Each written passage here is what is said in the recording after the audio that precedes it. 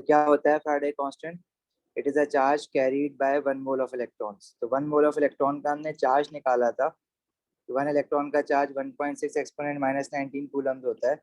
तो 6.02 एक्सपोनेंट 23, तो 1 mole of electron में 6.02 एक्सपोनेंट 23 इलेक्ट्रॉन्स होते हैं।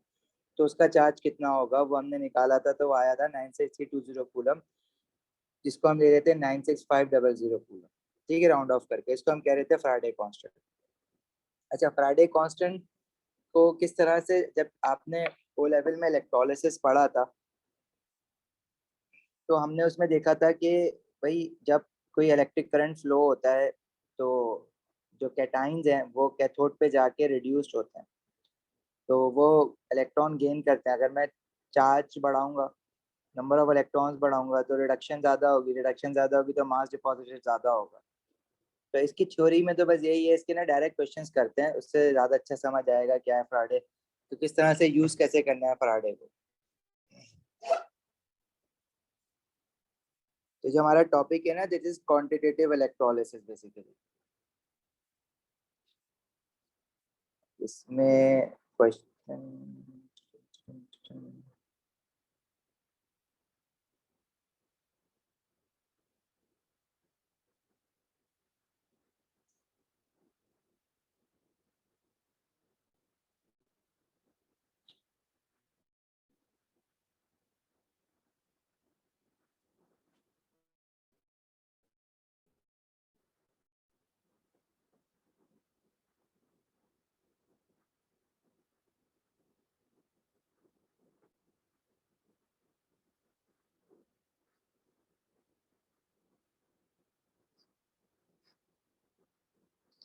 देखो जो फॉर्मूला हमारे इसमें यूज होंगे, हाँ मरियम, वो चार्ज का जो सिंबल है वो नेगेटिव होगा, मतलब पोलैरिटी नेगेटिव। तो वो मैं से मैग्नीट्यूड कैलकुलेट करके दिखाया था, उसमें तो ऑब्वियसली चार्ज है, इलेक्ट्रॉन है तो नेगेटिव चार्ज होगा। तो सही कह रहे हो आप। देखो जो फॉर्मूला हमें याद होने चाहिए, एक तो करंट का formula, that is I is equal to Q over T. ठीक है, जो चार्ज का फॉर्मूला क्या हो जाता है, करंट इनटू टाइम। तो बस ये एक फॉर्मूला है जो फिजिक्स से आ रहा है, ये आपको याद होना चाहिए। बाकी फैराडे कांस्टेंट की वैल्यू विच इज 96500 कूलम्स। देखो इस क्वेश्चन में क्या रहा है, the student use an acidified solution of chromate ions to electroplate a steel box with chromium metal. Calculate how long it would take for a current of 0.125 ampere to deposit 0.0312 gram of chromium metal. अब देखो ये जो chromate ion है, as में आपने एक chapter पढ़ा है रिडॉक्स रिएक्शन।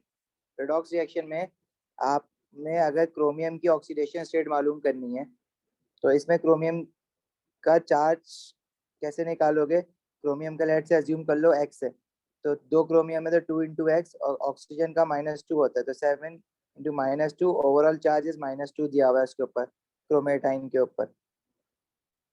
ये हो जाएगा -2 + 14 डिवाइडेड बाई 2। तो एक्स की वैल्यू आ रही है +6। मतलब क्रोमियम आइन जो है ना, क्रोमेट आइंस में Cr2O7 2 नेगेटिव में क्रोमियम जो है वो +6 है। और वो ये कह रहा है कि क्रोमियम मेटल डिपॉजिट हुआ है। मेटल डिपॉजिट होने का मतलब क्या है कि इसने 6 मोल ऑफ इलेक्ट्रॉन गेन करे होंगे, तभी जाके अपनी एलिमेंटल फॉर्म में आएगा ना, उसको क्रोमियम मेटल बोलोगे। उसकी ऑक्सीडेशन स्टेट क्या हो जाएगी? 0।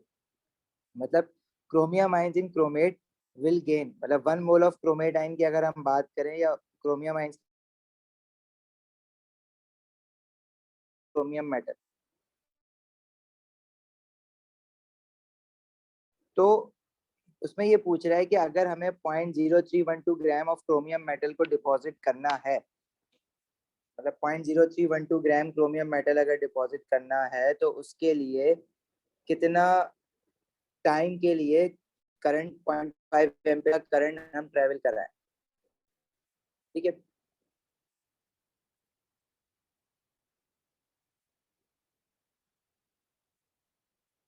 क्वेश्चन समझ आया है क्या कह रहा है?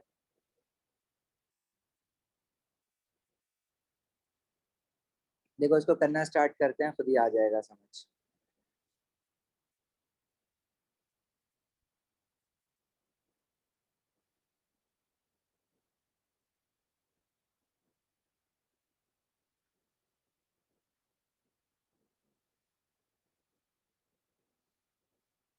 देखो अगर जब हम 6 मोल ऑफ इलेक्ट्रॉन का चार्ज 6 मोल ऑफ इलेक्ट्रॉन जब पास होंगे तो उसके लिए 1 mole of chromium metal deposit होगा।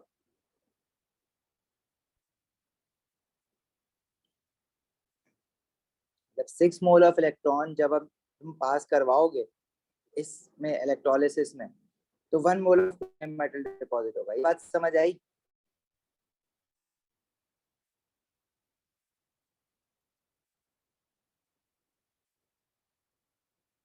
तो यस नो करते जाओ जल्दी से, ताकि मैं जल्दी जल्दी आगे बढ़ू ना। तो देखो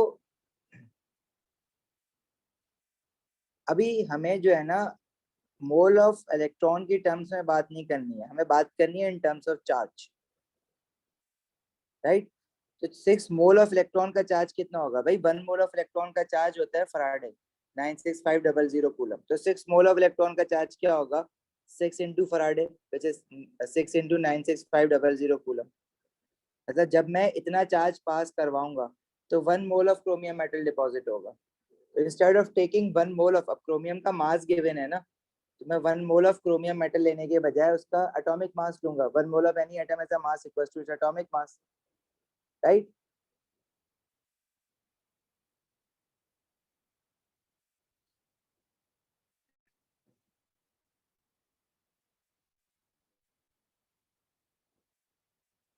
अब क्रोमियम का एटॉमिक मास जो होता है वो कितना है तेरा बताना, प्रोडक्ट टेबल सामने पड़ा है तो याद नहीं आ रहा।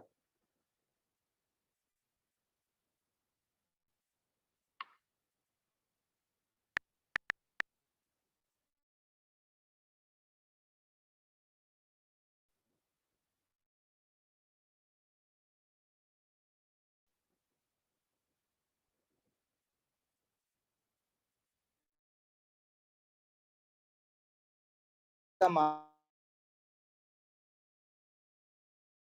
Of chromium metal.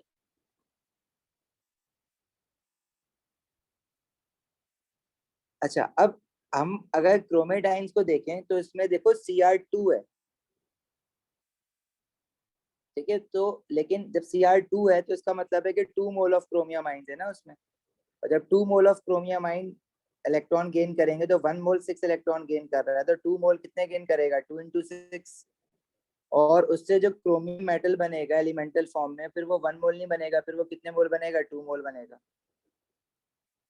तो अब मैं अगर इन सबको मल्टीप्लाई बाय टू टू कर दूं, मतलब क्रोमियम जो नंबर ऑफ इलेक्ट्रॉन्स गेन करें वो 6 मोल नहीं बल्कि टोटल 2 मोल से मल्टीप्लाई कर दो, तो 2 into 6 यानी कि 12 मोल ऑफ इलेक्ट्रॉन है। और उससे हमारा, अगर मैं नहीं भी मल्टीप्लाई करता ना तो मेरा आंसर सेम ही आना है, क्योंकि कुछ बच्चे फिर बाद में पूछते हैं कि यहाँ पे Cr2 था तो 2 क्यों नहीं लिया। अगर मैंने यहाँ लेफ्ट पे भी 1 लिया, राइट पे भी 1 लिया, अगर मैं लेफ्ट पे 2 और राइट पे 2 ले लूँ तो 2 ने अल्टीमेटली कैंसिल आउट ही हो जाना था। लेकिन प्रॉपर अंडरस्टैंडिंग इसकी ये है कि हाँ 2 mole of chromium plus 6 science है, they will gain total of 12 mole of electron to form 2 mole of chromium metal. इसी तरह अगर मैं उसके मोल को चार्ज में कन्वर्ट करूंगा तो मोल्स मल्टीप्लाई बाय फराडे, और मोल्स को मास में कन्वर्ट करूंगा तो moles multiply by atomic mass. ठीक है, मोल्स पढ़ते आए हो बचपन से ओ लेवल से। अब वो ये कह रहा है कि अगर 0.0312 ग्राम क्रोमियम मेटल डिपॉजिट हुआ है तो कितने टाइम के लिए आपने एक पास किया है? तो अगर मैं 0.0312 ग्राम क्रोमियम मेटल डिपॉजिट करवाना चाह रहा हूँ तो उसके लिए कितना चार्ज मुझे पास करवाना पड़ेगा, पहले तो मैं वो निकाल लूंगा। ठीक है, इसको क्रॉस मल्टीप्लाई करो और आंसर बताओ जल्दी से क्या आ रहा है।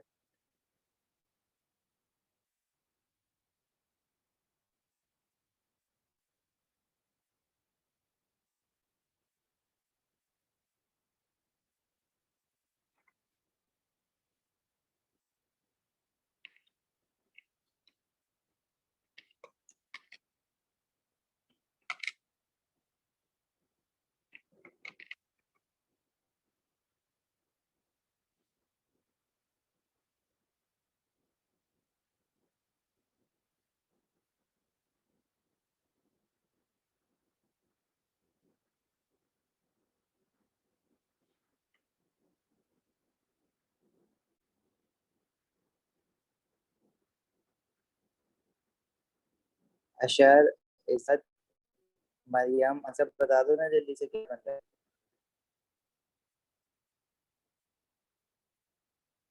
9.86 एक्सपोनेंट 6, इतना बड़ा तो नंबर है ही नहीं, कहाँ से आ गया एक्सपोनेंट 6।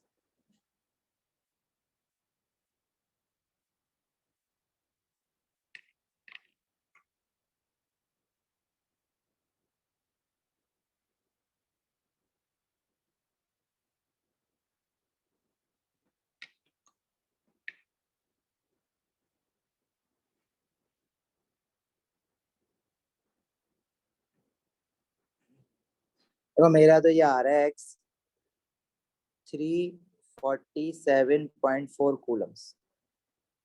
मतलब in order to deposit 0.0312 gram chromium metal 347.4 coulomb का चार्ज पास करवाना पड़ेगा। इज्जत, मरियम, आप लोगों का आंसर आया है।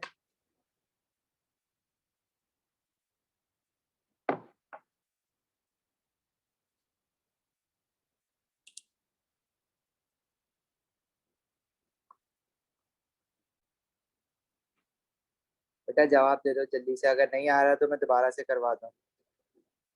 यहाँ तक समझ आ गया कि इक्वेशन कैसी बनेगी, क्रॉस मल्टीप्लिकेशन तो कर ही लोगे।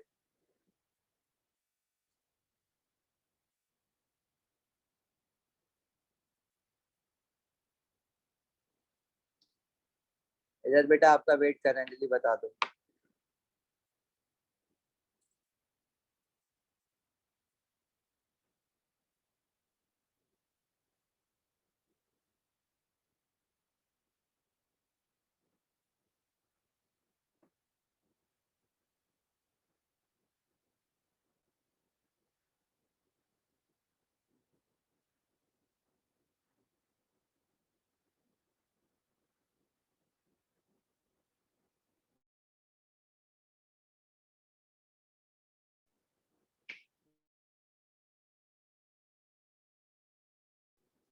अच्छा देखो, जब चार्ज आ गया है ना हमारे पास, तो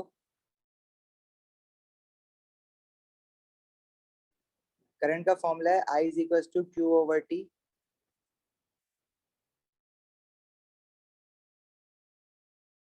चार्ज इज 347.4 कूलम्स और करंट कितना दिया हुआ है 0.125 एम्पियर। तो ये आपके पास टाइम आ जाएगा, कितने टाइम में जब इतना करंट पास कराया तो 0.0312 ग्राम क्रोमियम मेटल डिपॉजिट हुआ।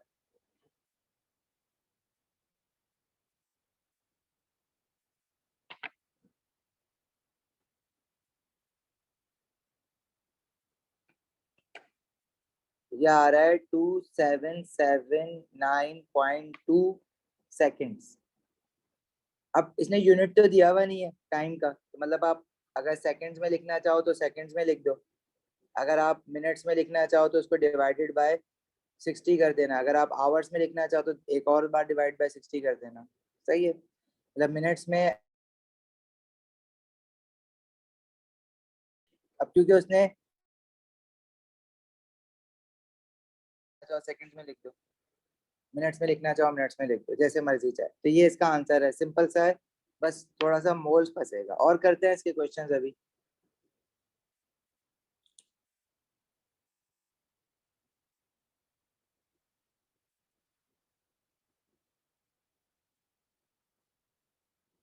चलें आगे बढ़े।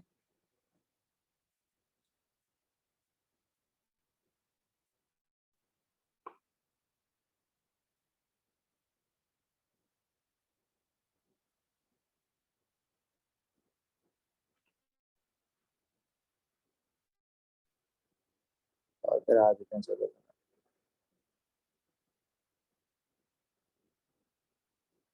चलो खुद ट्राई करो उसको, बताओ।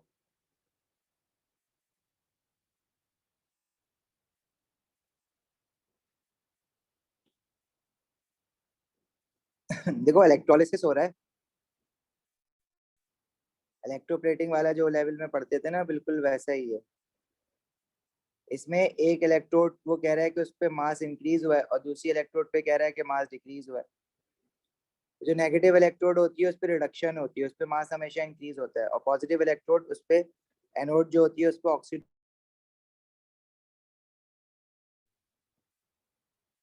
तो जो नेगेटिव इलेक्ट्रोड है वो कह रहा है सिल्वर की है, जिसने मास गेन किया ना 1.3 ग्राम का। मतलब सिल्वर +1 आयन्स होते हैं, और सिल्वर 1 मोल ऑफ इलेक्ट्रॉन जब गेन करेगा तो सिल्वर इनटू एलिमेंटल फॉर्म ये आएगा।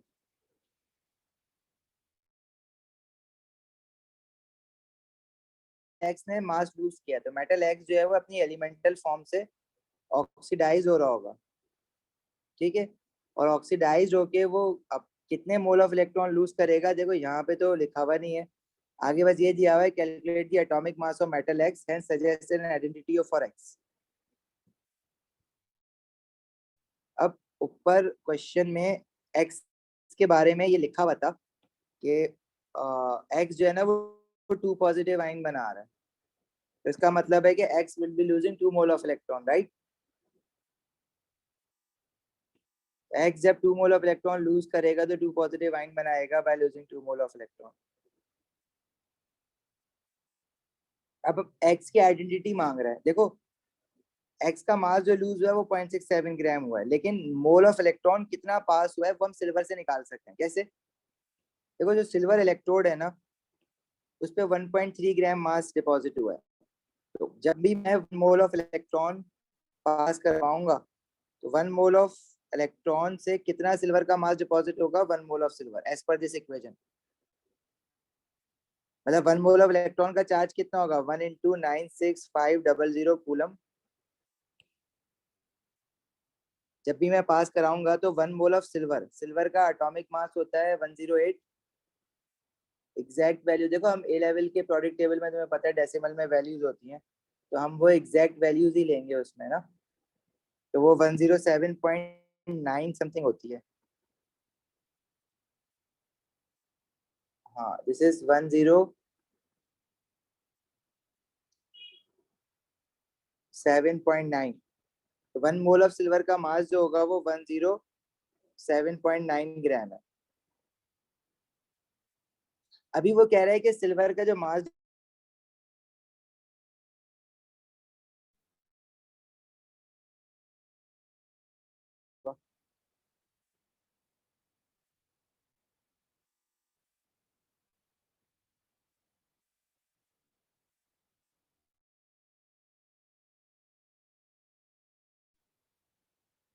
ये आएगी एक्स की वैल्यू।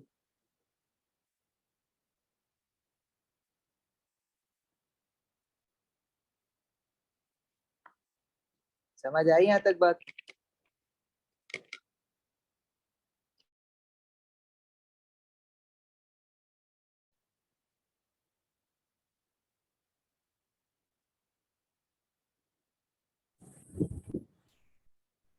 सर मुझे समझ नहीं आई, लाइक इससे हम एयर कैसे निकालेंगे? अभी तो हमने निकाला नहीं है ना यार, यहाँ तक समझ आया ये पूछ रहा हूँ। अभी तो हम एक्स तक आए ही नहीं है, अभी तो हम ये देख रहे हैं, देखो जब इलेक्ट्रोड पे मास डिपॉजिट हो रहा है तो दूसरी इलेक्ट्रोड से मास लूज भी हो रहा है, तो मैं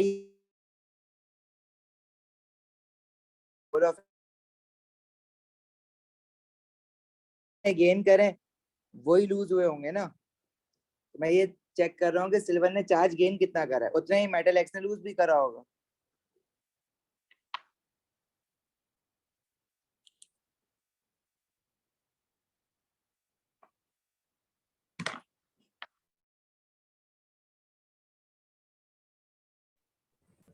जी सर। ठीक है, तो ये मुझे निकाल के बताओ ना कितना आ रहा है। This is 1162 Coulomb's.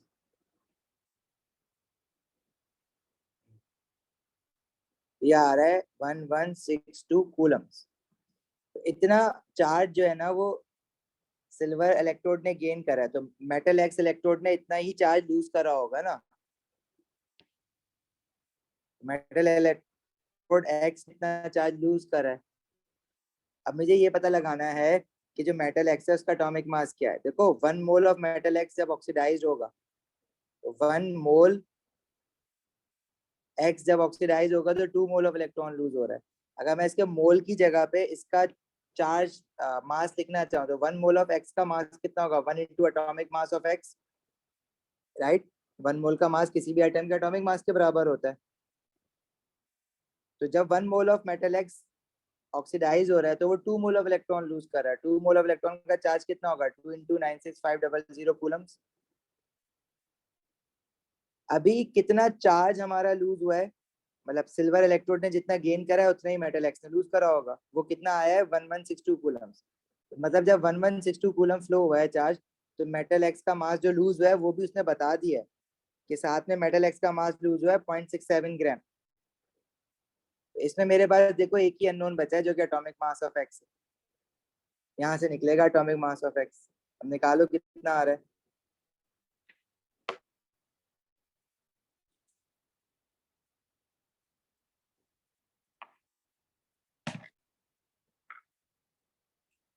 अशर, इज्जत, बात समझ आ रही है या नहीं?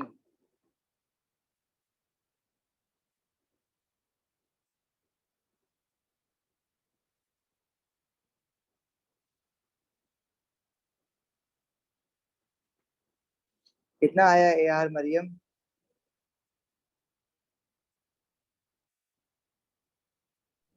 सर एक सेकेंड, मैं कैलकुलेट कर रही हूँ।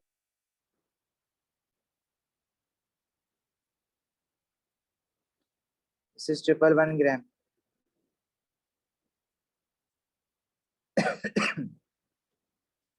अब आप टॉरिक टेबल में ढूंढ लो जाके कि 111 ग्राम एटॉमिक मास किस मेटल का है। मतलब इसके आसपास भी हो सकता है, 111.28 जैसे एग्जैक्ट वैल्यू बता रहे हैं ना शायद, तो 111.12 भी हो सकती है, वो 111 भी हो सकती है, 111.5 भी हो सकती है।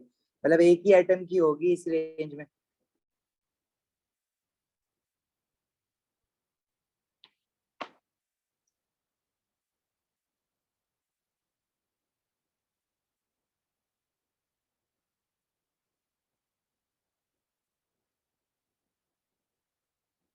इसे बेटा समझ आया आपको?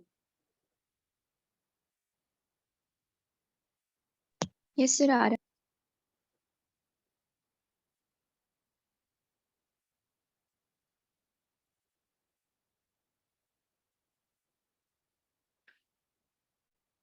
टॉरिक टेबल में जरा भी खोला था, कौन जाएगा?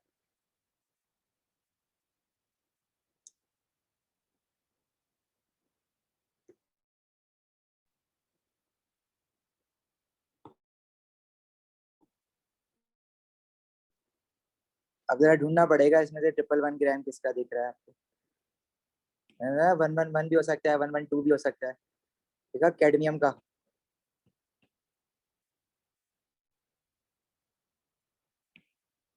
This is cadmium.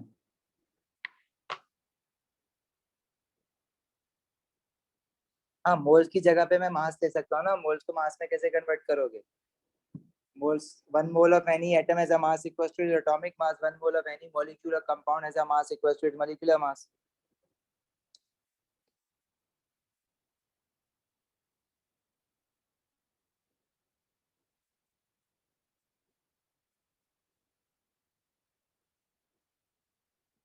सही है। और कर लेते हैं क्वेश्चन, कंफ्यूजन हो रही है तो इसके।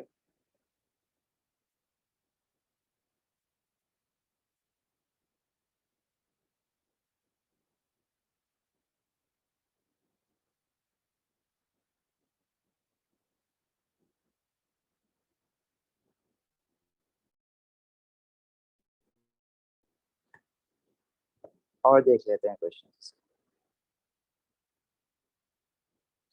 अच्छा, ये क्वेश्चन 12 है इसका, लेकिन ना ये थोड़ा सा मुश्किल है।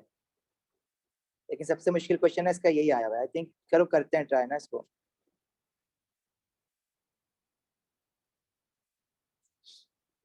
अच्छा जी, इसमें कह रहा है state the relationship between Faraday constant and the Avogadro constant.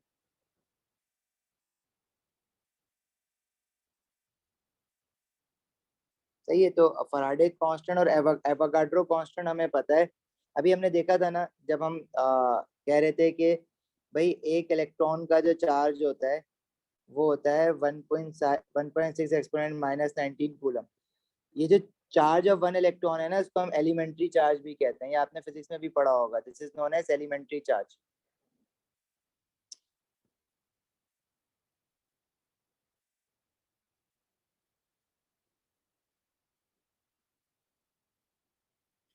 Elementary charge को ना हम डिनोट करते हैं with the symbol E.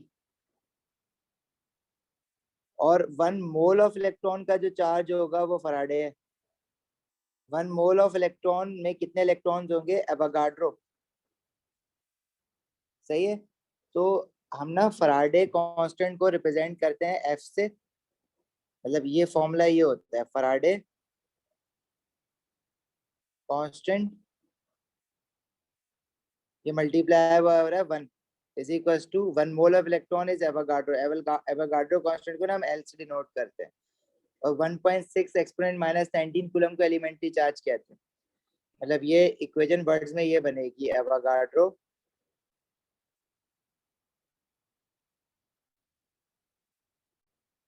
Constant into elementary charge.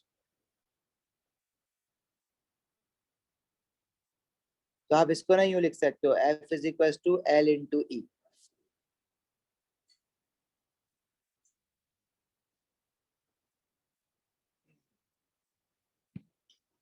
अच्छा, अब इस क्वेश्चन को देखते हैं, थोड़ा सा मुश्किल क्वेश्चन है, मुश्किल से समझ आता है, लेकिन इस क्वेश्चन में ना इन्होंने ब्रेक डाउन कर दिया है, स्टेप बाय स्टेप खुद ही बता दिया कि पहले क्या करो, फिर क्या करो, फिर क्या करो। लेकिन अगर ये ए टू जी खुद ही करने के लिए कह देते ना क्वेश्चन, तो थोड़ा मुश्किल हो जाता है ये। लेकिन अभी भी समझने में ना थोड़ा सा जान लग जाती है इसमें, तो थोड़ा ध्यान से सुनना। इसमें कह रहे हैं when a current of 1.2 ampere was pass through a dilute sulphuric acid for 30 minutes. जब इसने करंट दिया है आपको 1.2 एम्पियर का, और ये कह रहा है कि सल्फ्यूरिक एसिड इलेक्ट्रोलाइट है जिसमें से 30 मिनट्स के लिए करंट पास किया है 1.2 एम्पियर का। तो it was found that 130 centimetre cube of oxygen measured at 25 degree Celsius and 1 atmosphere was collected at the anode. और इक्वेशन दी हुई है एनोड की। एनोड पे ऑक्सीडेशन होती है ना, लॉस ऑफ इलेक्ट्रॉन, तो यहाँ पे लॉस ऑफ इलेक्ट्रॉन है ना, इक्वेशन के राइट हैंड साइड पे इलेक्ट्रॉन। तो 4 मोल ऑफ इलेक्ट्रॉन जब लूज हो रहे हैं तो ऑक्सीजन के कितने मोल्स बन रहे हैं, 1 मोल। ये स्टोइचियोमेट्री है हमारे काम की। ठीक है, मतलब अगर मैं कह रहा हूँ कि 4 मोल ऑफ इलेक्ट्रॉन जब इस इक्वेशन में लूज हो रहे हैं तो ऑक्सीजन का 1 मोल बन रहा है। अब अगर वो ऑक्सीजन के वॉल्यूम की बात कर रहा है, तो 1 मोल ऑफ ऑक्सीजन का volume, in fact 1 mole of any gas has a volume is equal to, किसी भी गैस का जो वॉल्यूम होता है 1 मोल का, अब ये कंडीशन जो दी हुई है 24 डेसीमीटर क्यूब वाली दी हुई है, तो 1 mole of any gas has a volume is equal to 24 decimetre cube. जब 4 मोल ऑफ इलेक्ट्रॉन लूज हो रहे हैं तो 1 मोल ऑफ ऑक्सीजन बन रहा है। तो 4 मोल की जगह हम चार्ज भी ले सकते हैं, 4 इंटू 96500 कूलम का चार्ज जब पास कर रहा है तो 24 डेसीमीटर क्यूब ऑक्सीजन प्रोड्यूस हो रही है। सही है। तो अभी इस क्वेश्चन में कितना चार्ज पास हुआ है वो आप निकाल सकते हो करंट और टाइम से, Q is equal to I into T करके। मतलब करंट दैट इज 1.2 एम्पियर, और टाइम जो है ना पे सेकंड्स में लेते हैं, मिनट्स में नहीं लेते, सेकंड्स में लेते हैं, ऐसा यूनिट पढ़ा होगा फिजिक्स में। तो उससे कितना वॉल्यूम ऑफ ऑक्सीजन प्रोड्यूस्ड होगा, अगर तो ये पूछ रहा है क्वेश्चन में, तो हम यह इजी निकाल सकते हैं।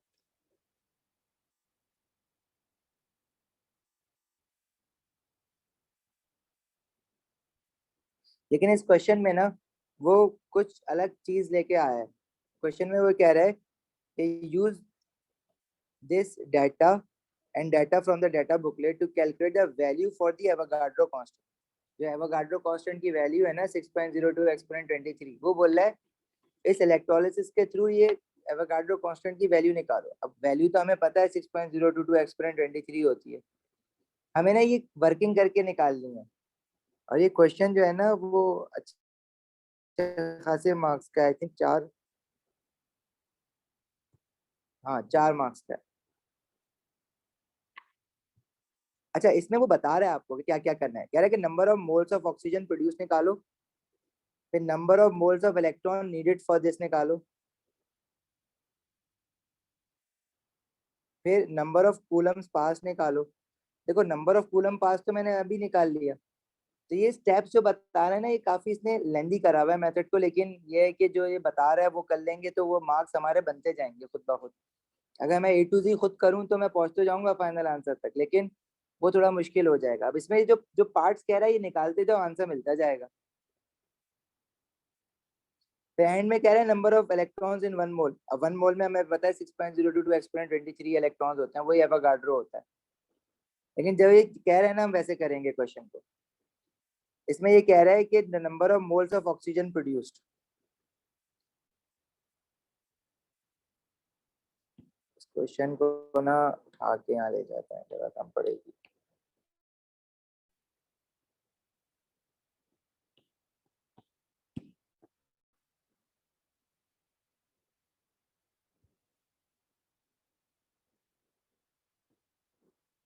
तो देखो मोल्स ऑफ ऑक्सीजन कैसे निकालोगे। ऑक्सीजन का जो वॉल्यूम प्रोड्यूस्ड हुआ है वो दिया हुआ है उसने 130 सेंटीमीटर की। मुझे ये पता है कि 1 मोल ऑफ ऑक्सीजन अगर होगी हमारे पास तो उसका वॉल्यूम है 24 डेसीमीटर क्यूब, या 24,000 सेंटीमीटर क्यूब ले लेता हूँ डायरेक्टली मैं इसको, क्योंकि उसने ऑक्सीजन का ना सेंटीमीटर क्यूब दिया हुआ है। तो 130 सेंटीमीटर क्यूब ऑक्सीजन जब होगी तो उसमें कितने मोल्स होंगे, एक्स। तो सिंपल मोल्स कैसे निकाला है हमने, 130 divided by 24,000, X is equal to, ये हो गया 130 डिवाइडेड बाय 24,000, दिस इज 0.0, बल्कि स्टैंडर्ड फॉर्म में लिख लेते हैं 5.42 exponent minus 3, this is 5.417 exponent minus 3 mole of oxygen.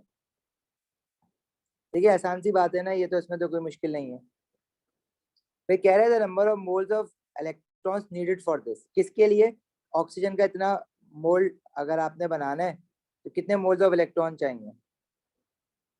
Number of moles of electrons कितने लगे होंगे, देखो अभी हमने देखा इक्वेशन में कितने, अगर 4 मोल ऑफ इलेक्ट्रॉन, मतलब अगर मुझे 1 मोल ऑफ ऑक्सीजन गैस बनानी है तो 4 मोल ऑफ इलेक्ट्रॉन पास करने पड़ेंगे। अभी ऑक्सीजन के कितने मोल्स बने, 5.417 एक्सपोनेंट माइनस 3, ये 1 मोल ऑफ ऑक्सीजन है सॉरी। तो कितने मोल्स ऑफ इलेक्ट्रॉन लगेंगे, सिंपली इसको जो भी आंसर आया था पहले उसको मल्टीप्लाई बाय 4 करना है।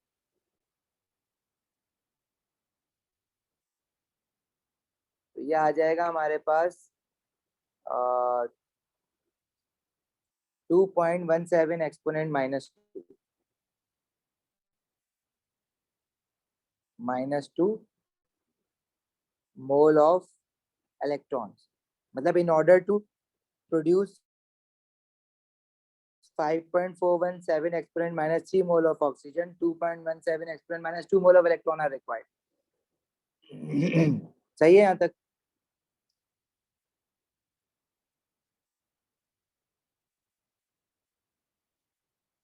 फिर थर्ड पार्ट में कह रहा है the number of Coulomb's past. Number of Coulomb's मतलब चार्ज की बात कर रहा है, कूलम्स पास्ट। तो देखो हमें पता है कि जब भी हमारे पास क्या कहते हैं करंट और टाइम दिया हुआ है ना, तो नंबर ऑफ कूलम्स पास्ट मतलब कितना चार्ज पास हुआ है। इस इलेक्ट्रोलिसिस का जो करंट है वो 1.2 एम्पियर दिया हुआ है और टाइम दिया हुआ है 30 मिनट्स का। चार्ज कैसे निकालोगे, आई इंटू टी करके। करंट 1.2 है और टाइम 30 मिनट्स है तो उसको सेकंड में कन्वर्ट कर लेना बस। तो ये कूलम आ जाएंगे 2160 कूलम।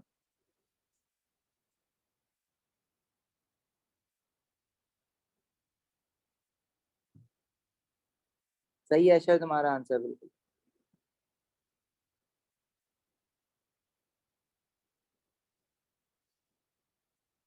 अच्छा फिर कह रहे हैं नंबर ऑफ इलेक्ट्रॉन्स पास्ट। भाई देखो जब आपका क्या कहते हैं 1 इलेक्ट्रॉन पास होता है तो कितना चार्ज होता है उसके साथ, 1.6 exponent minus 19 coulomb. Number of electrons past का क्या मतलब है,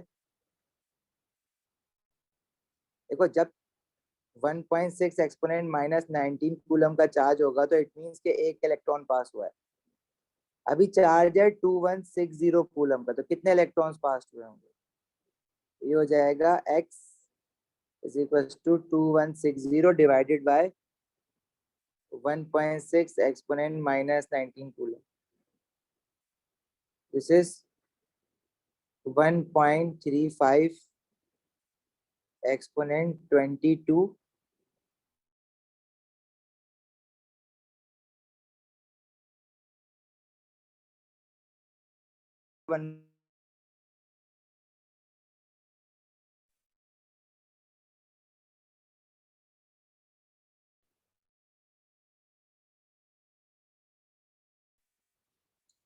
अभी देखो ये सेंस नहीं बन रही है कि करवा क्यों रहा है एक एक।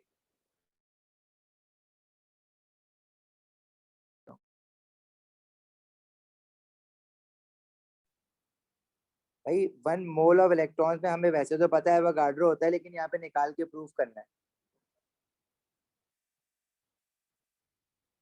अब वो कैसे निकालोगे? देखो तुमने जो फॉर्मूला लिखा था ना F is equal to L into e, उसमें L एवोगाड्रो कांस्टेंट है, F जो है वो फैराडे कांस्टेंट है, और E जो है वो एलिमेंट्री चार्ज है। लेकिन हम ऐसे नहीं निकालेंगे उसको, वरना चाहो तो मैं डायरेक्ट फॉर्मूला रख के निकाल लूँ। हमें ये पता है कि टोटल नंबर ऑफ इलेक्ट्रॉन जो पास करवाए ना वो है 1.35 एक्सपोनेंट 32। सही है। और वो कितने मोल ऑफ इलेक्ट्रॉन्स के बराबर है? इतने मोल ऑफ इलेक्ट्रॉन के बराबर, क्योंकि पहले उसने मोल ऑफ इलेक्ट्रॉन निकाले और फिर टोटल नंबर ऑफ इलेक्ट्रॉन निकलवाए। तो मुझे ये पता है कि भाई जब मेरे पास 2.17 exponent minus 2 mole of electron जब उसने पास कराया तो टोटल नंबर ऑफ इलेक्ट्रॉन्स उसमें बन रहे हैं 1.35 एक्सपोनेंट 22। जब वो 1 मोल ऑफ इलेक्ट्रॉन पास कराएगा, 1 मोल ऑफ इलेक्ट्रॉन्स के ही तो नंबर ऑफ इलेक्ट्रॉन निकालना है तुम्हें, तो वो उसको हमने ले लेंगे एवोगाड्रो कांस्टेंट। तो इसको जब यहाँ से निकालोगे तो यह आ रहा है हमारे पास 1.35 exponent 22 divided by 2.17 exponent minus 2। तो ये वैल्यू 6.02 तो नहीं आ रही एग्जैक्ट, लेकिन ये आ रही है 6.2 एक्सपोनेंट 23, जो कि नियरेस्ट टू एवोगाड्रो कांस्टेंट ही है ना। ये करना था क्वेश्चन में।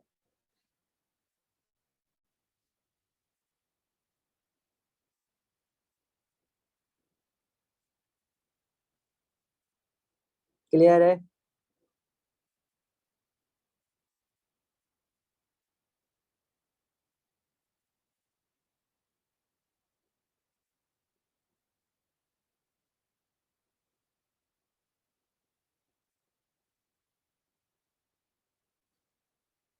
अब इसके जितने भी क्वेश्चंस आपको मिल रहे हैं ना वो कर लो, ठीक है, क्लियर हो जाएगा। सबसे मुश्किल क्वेश्चन यही था इसमें। इसका जैसा एक और क्वेश्चन है वो मैं ढूंढ के भेजता हूँ, वो शायद बुकलेट्स में है नहीं।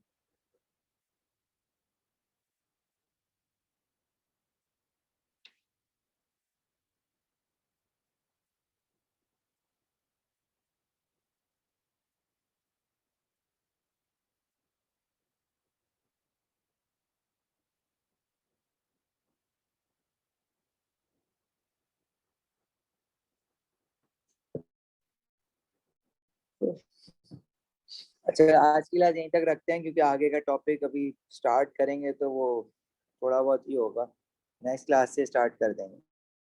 ये चैप्टर ऑलमोस्ट एंड है, इसमें कुछ नहीं है, इसमें बस थ्योरेटिकल पार्ट रह गया है। फ्यूल सेल की थ्योरी बतानी है, एडवांटेजेस डिसएडवांटेजेस, और वो लेड लेड ऑक्साइड बैटरी जो होती है, गाड़ी की जो बैटरी होती थी ना पुरानी जेल वाले से पहले वाली, तो उसके बारे में पढ़ना है बस। चैप्टर ऑलमोस्ट एंडेड है, और पास पेपर्स करेंगे इसके थोड़े बहुत, और पूछना है तो पूछ सकते हो, वरना आप लोग जा सकते हो अभी।